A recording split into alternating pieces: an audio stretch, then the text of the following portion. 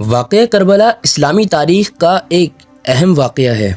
یہ واقعہ 10 محرم 61 ہجری بمطابق 680 عیسوی کو عراق کے شہر کربلا میں پیش آیا۔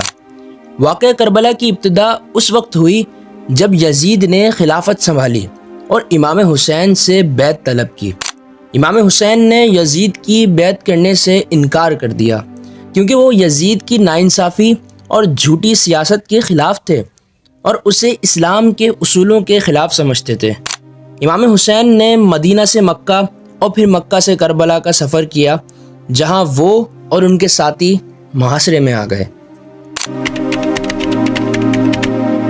امام حسین یزید کی ظلم و بربریت کے خلاف کھڑے ہوئے۔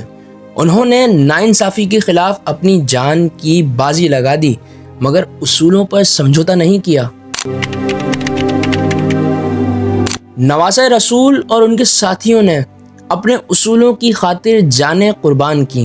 ان کا یہ عمل ہمیں بتاتا ہے کہ سچائی اور انصاف کی راہ میں بڑی سے بڑی قربانی بھی دی جا سکتی ہے۔ امام حسین اور ان کے چھوٹے سے گروہ نے بڑی فوج کے سامنے جو دلیری دکھائی وہ قابل تحسین ہے۔ یہ واقعہ ہمیں بتاتا ہے کہ حقیقی بہادری یہ ہے کہ بڑے چیلنجز کے سامنے بھی ثابت قدم رہنا ہے۔ امام حسین اور ان کے ساتھیوں کا اپنے رب اور اپنے دین پر پختہ ایمان تھا۔ ان کا یہ عمل ہمیں بتاتا ہے کہ مشکل ترین حالات میں بھی اپنے ایمان پر قائم رہنا ہے۔ کربلا میں یزیدی فوج نے امام علی مقام، آپ کے اہل خانہ اور آپ کے ساتھیوں کے لیے پانی بند کر دیا۔ کربلا کی اس تپتی زمین پر 3 دن بھوکے پیاسے نواسہ رسول جگر گوشہ بطول نے جو صبر، ہمت، برداشت کا مظاہرہ کیا وہ تاریخ کبھی بھلا نہیں سکتی۔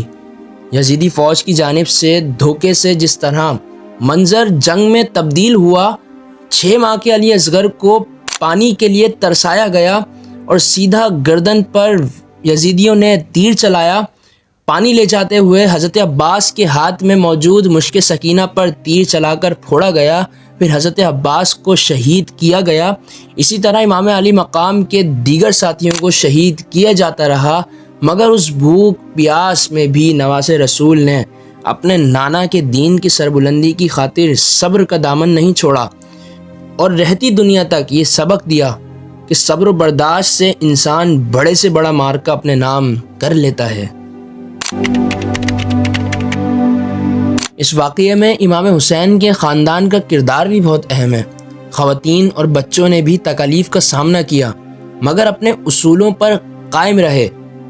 یہ ہمیں سکھاتا ہے کہ مشکلات کے وقت اپنے خاندان اور کمیونٹی کے ساتھ وفادار رہنا چاہیے۔ واقعہ کربلا ظلم اور بربریت کے خلاف ایک علامت ہے۔